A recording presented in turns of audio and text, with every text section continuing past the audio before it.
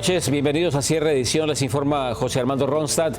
Recuerdos y emociones están a flor de piel a 2 décadas de la tragedia. Nueva York y todo Estados Unidos se encuentran ya listos para conmemorar los actos por el 20 aniversario de los ataques terroristas de septiembre del 2001. El país entero va a rendir homenaje a las 2.977 vidas perdidas, como también a todos aquellos que arriesgaron todo durante el peor atentado terrorista en la historia de este país. Vamos a Nueva York, ahí se encuentra Ángela González con toda la información. Ángela, adelante, muy buenas noches. Así es, José, muy buenas noches. Faltan pocas horas para que inicie la ceremonia de conmemoración del 20º aniversario de los ataques terroristas del 11 de septiembre bajo estrictas medidas de seguridad, que en punto de las 8:30 de la mañana iniciará con la lectura de los nombres de las 2.977 personas que aquí fallecieron. Se cumplen 20 años de los ataques más mortíferos perpetrados por 15 terroristas en suelo estadounidense. Equipos de varias agencias federales se movilizaban desde días atrás para implementar un operativo de control con cámaras de vigilancia, drones, unidades de perros antiexplosivos, lectores de placas de vehículos y sensores radiológicos, químicos y magnéticos, entre otros, para prevenir cualquier ataque o intento de sabotaje en esta fecha. Eso puede significar algo para personas que están buscando hacer daño. Hemos implementado un poco de más seguridad. Sin embargo, la alerta de seguridad permanece al máximo y se espera la llegada de Joe Biden y la primera dama junto a los mandatarios estatales y locales. Solo las familias y personal acreditado tendrán acceso y este año el Museo Nacional del 9/11 lanzó una placa conmemorativa de este aniversario. Es un objeto de metal bellamente grabado a mano que puede ser un artículo, un regalo intergeneracional. Antes de que este sitio fuera acordonado por completo, las fuentes donde están grabados los nombres de las víctimas fueron inundadas con flores, banderas de los Estados Unidos y coloridos personajes como Germano Rivera, quien, ahondando una bandera con los nombres de las personas que aquí fallecieron, cuenta su historia de sobrevivencia a las nuevas generaciones cuando trabajaba cerca de las Torres Gemelas. La gente joven que no sabe qué sucedió aquí, ya tienen 20 años y todavía no saben qué verdaderamente sucedió aquí. Pese a ser uno de los lugares más visitados en la Gran Manzana, otros piden que se guarde el significado de cementerio que tienen las fuentes de agua. Este no es un sitio para venirse a tomar selfies ni nada de eso, hay que sentir respeto. José, y justamente el tributo de luces que tiene 4 millas de largo y que simula lo que fue la forma de las Torres Gemelas, se acaba de encender, como puedes ver justamente aquí detrás mío, y esto pues en una noche clara como esta, se puede ver a 60 millas a la redonda. Este tributo justamente hace eco a la promesa de no olvidar jamás lo que aquí sucedió. Regreso contigo al estudio. Muchísimas gracias, Ángela. Y pocas horas antes del comienzo del aniversario de los ataques terroristas, el presidente de Estados Unidos, Joe Biden, envió un mensaje a la nación. In the battle for the soul of America, unity is our greatest strength. El presidente Biden también dijo que la unidad no significa que tenemos todas las mismas opiniones, pero que tenemos que tener respeto y fe hacia otros, como también hacia nuestra nación. Y se cumplen 2 décadas de los atentados terroristas en contra de Nueva York y contra de Washington. Fue un hecho que ha marcado para siempre a Estados Unidos y al resto del mundo. Todo cambió a partir de aquel día en que casi 3.000 personas murieron, la mayoría civiles inocentes. Abel Álvarez con el reencuentro de aquella pesadilla. Era una mañana como otra cualquiera, 11 de septiembre de 2001. De repente el primer avión se estrelló contra una de las torres del World Trade Center en Nueva York y muchos pensaron que se trataba de un accidente. Muy pronto cundió el pánico. Otro avión penetró la segunda torre.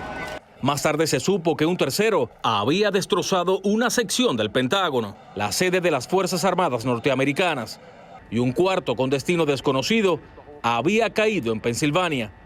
Fue entonces que el mundo se percató de que la mayor potencia económica y militar del planeta estaba bajo un ataque sin precedente. En ese momento, el entonces presidente George W. Bush leía un libro a niños de una escuela de Florida cuando recibió la noticia. Se contuvo, guardó silencio y poco después fue colocado en el avión presidencial, el cual se mantuvo en el aire por cierto tiempo como medida de seguridad. Horas después, Bush ofrecía su primera conferencia de prensa. Mientras esto ocurría, se daban a conocer dantescas imágenes del fuego el humo y el polvo que inundaba la zona de World Trade Center en el distrito financiero del Bajo Manhattan. Bomberos, policías, voluntarios y rostros de gente aterrada y sumida en la confusión aparecían por todas partes. Otros lloraban desesperados al no saber cuál había sido el destino de sus familiares dentro de los edificios. Los 4 aviones fueron secuestrados por 19 militantes yihadistas, la mayoría nacidos en Arabia Saudí. Todos murieron. Poco a poco surgieron las primeras informaciones. Eran integrantes del grupo radical Al-Qaeda, comandado por el extremista Osama Bin Laden, con sede en Afganistán. El conteo final de las víctimas fue de 2.977 muertos y aproximadamente 25.000 heridos. 20 años después, muchas heridas siguen abiertas en los corazones y las mentes de los que vivieron aquella tragedia. Soy Abel Álvarez, cierre de edición. Los eventos del 11 de septiembre cambiaron muchas cosas. Cambiaron a Estados Unidos con fuertes reformas a la seguridad nacional y también con nuevas formas de combatir el terrorismo internacional. Vamos a Washington, D.C. Alfredo Miranda nos tiene más al respecto. El ataque terrorista más grande y trágico a suelo estadounidense logró que el país se uniera más allá de las ideologías políticas. En 2001, demócratas y republicanos cantaban al unísono. 20 años y 4 administraciones después, el país se encuentra peligrosamente dividido. El país continúa una vez más dividido y cuando tenemos una pandemia que supuestamente pudo haber sido la oportunidad para volvernos a unir, nos ha empujado más hacia los extremos. Las invasiones a países como Irak y Afganistán, apoyados en la guerra contra el terrorismo, ha arrojado destrucción, muerte y desolación allende nuestras fronteras. La miseria que hemos creado, los muertos, los heridos, los desplazados, todos los pueblos que han sufrido tanto y que van a sufrir todos los daños que hemos causado. Inmediatamente después de los ataques del 9/11, se implementaron medidas de seguridad nunca antes vistas. Controles más severos en los aeropuertos cambiaron totalmente la forma de viajar. Las restricciones migratorias también fueron parte de los cambios bajo la retórica de evitar otro ataque terrorista. Hay aquellos políticos que utilizaron el proceso o ese riesgo para castigar a las comunidades latinas y tal vez proponer el miedo para poder movilizar votantes para ayudar o defender a un partido. Las minorías musulmanas fueron objeto de ataques. La islamofobia echó raíces que fueron regadas por el sentimiento de xenofobia. La comunidad musulmana fue singularizada y se comenzaron unos discursos, algunos por ignorancia y otros con toda la intención de demonizar el Islam y de presentar a los musulmanes como personas que no están contribuyendo a esta sociedad cuando es todo lo contrario. El final de la guerra en Afganistán, anunciado por el presidente Biden, marcó también el final de una época de militarismo. No se trata solo de Afganistán, se trata de poner fin a una era de importantes operaciones militares para reformar otros países. Según expertos, otro legado de los 20 años post-9/11 es el espionaje y control que ejerce el gobierno sobre los ciudadanos, reñido con la pérdida de libertades civiles que se queda como una nueva normalidad bajo la premisa de resguardar la seguridad nacional. Desde Washington, Alfredo Miranda, cierre de edición. Gracias, Alfredo Miranda. Y está con nosotros también nuestro analista político, Hernán Molina, para hablar un poco más sobre lo que son 20 años de sufrimiento, un hecho que cambió radicalmente a este país. Hernán. Y totalmente. Fíjate que cuando hoy pasamos por un aeropuerto, tenemos que básicamente ser buscados.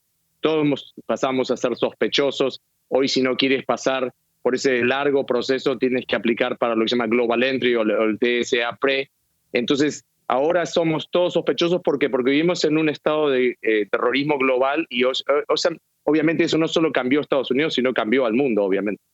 ¿Pero qué fue lo que más cambió en Estados Unidos? Porque han surgido desde entonces y al momento en que se dieron los ataques muchas teorías de conspiración, muchas personas que niegan que esto ocurrió, que acusan al gobierno de que ocultaron mucho de esto. ¿Qué es lo que ha cambiado desde entonces?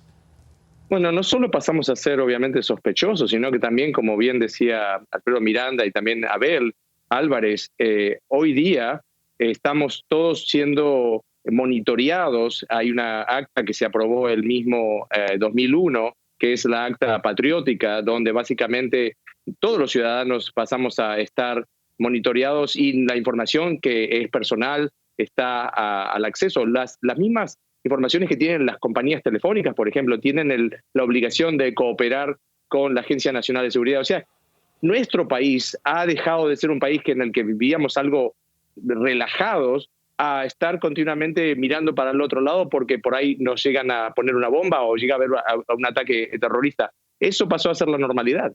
Hernán, recuerdo muy bien que en esos años se hablaba mucho de una amnistía para todos los inmigrantes indocumentados y de repente esto desapareció. Hasta la fecha nunca lo hemos vuelto a ver. ¿Cambió eso también, esa situación para siempre?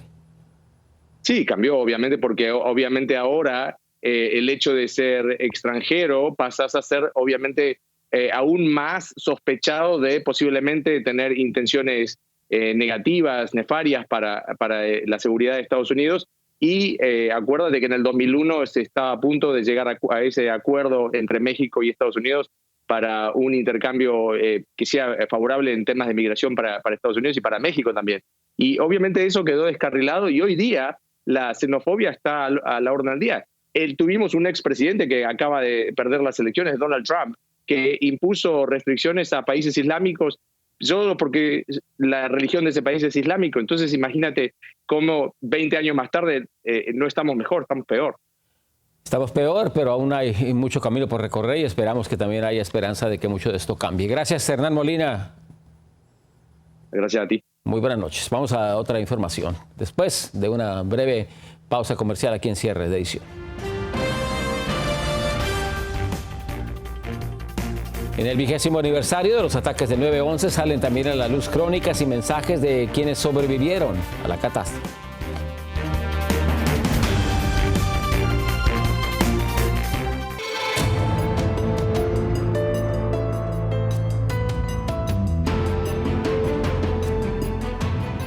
En este aniversario de los ataques del 9/11 salen a la luz las voces de quienes sobrevivieron a la catástrofe. Uno de ellos fue el policía del puerto William Jimeno, el último rescatado de la torre norte del World Trade Center. María Teresa Saravia con su historia. La historia de Will Jimeno es de las que definieron las heridas de la Guerra del Terror. En ese tiempo, su esposa tenía 7 meses de embarazo de su segundo hijo. Jimeno tenía 32 años y vivía su sueño de ser policía, actividad que tenía apenas 9 meses realizando. Jimeno estuvo bajo los escombros de la torre norte del World Trade Center durante 13 horas antes de lograr ser rescatado con vida. Sin embargo, al contar lo que vivió, Jimeno prefiere hacerlo de forma positiva. Para mí, yo no pienso la oscuridad, yo pienso de la luz. Para mí es el amor que vi entre esas dos torres. Gente de toda parte del mundo, todas diferentes culturas, color de piel, se estaban ayudando. Y eso es lo que yo quiero compartir con toda la gente hoy. Estuvo más de un mes hospitalizado por tener una pierna seriamente dañada.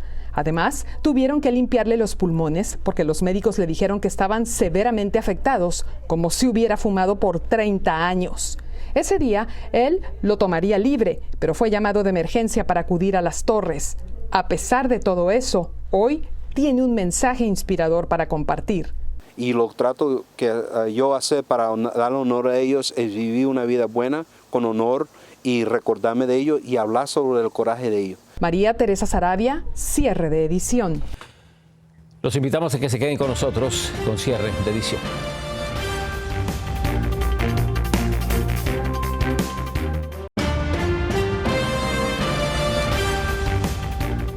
Desde corporaciones hasta gobernadores republicanos han reaccionado al mandato del presidente Joe Biden de que las compañías privadas o que trabajan con el gobierno federal con más de 100 empleados deberían obligar a todos sus trabajadores a vacunarse en contra del coronavirus. Dayanis López está ya aquí en nuestro estudio con más información. Dayanis, buenas noches, adelante. Muy buenas noches, José. La orden del mandatario ha causado reacciones en contra y a favor de los nuevos requisitos federales de vacunas que mencionaste. Inclusive varios gobernadores republicanos amenazan con impugnar las acciones en los tribunales.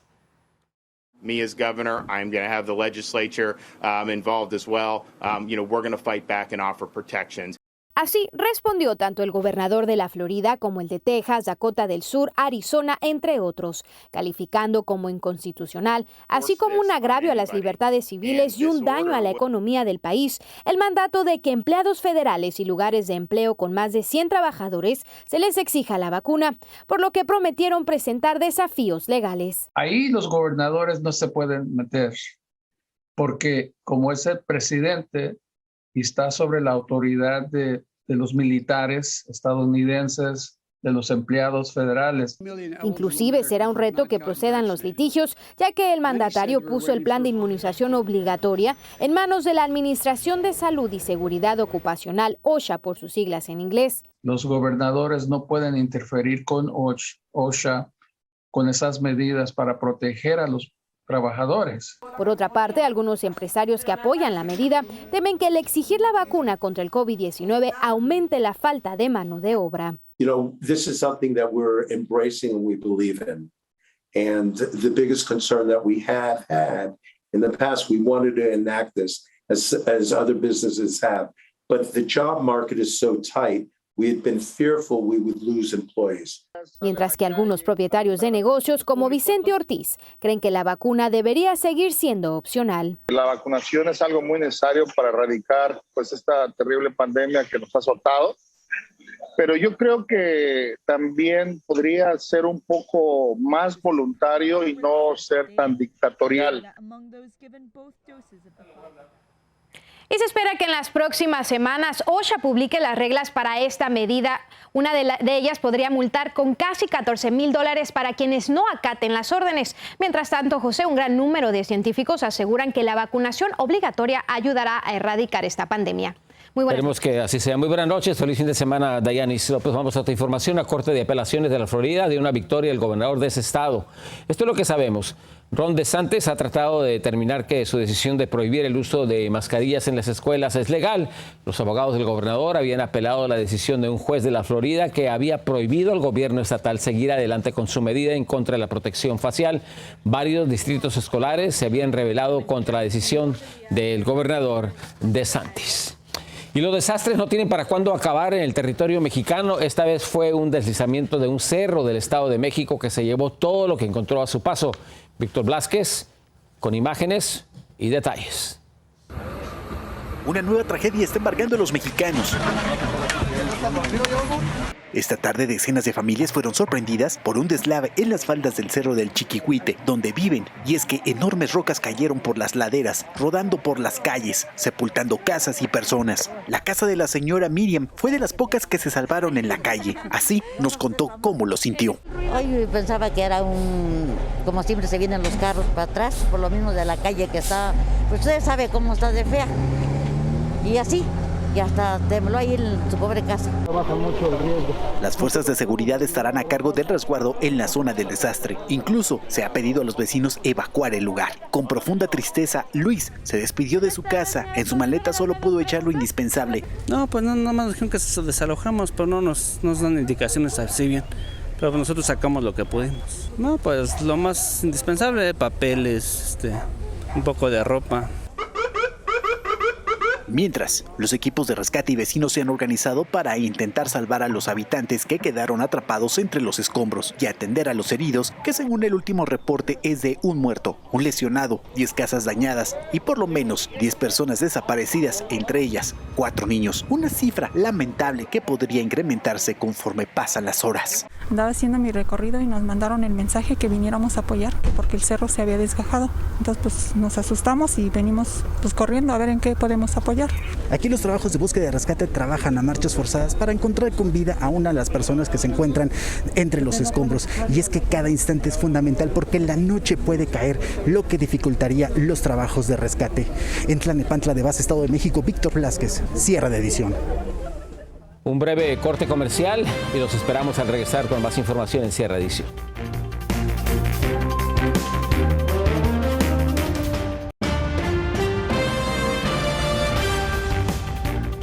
Los ataques del 11 de septiembre son imborrables, pero ¿quién era este enemigo desconocido que nos atacó con tanta furia?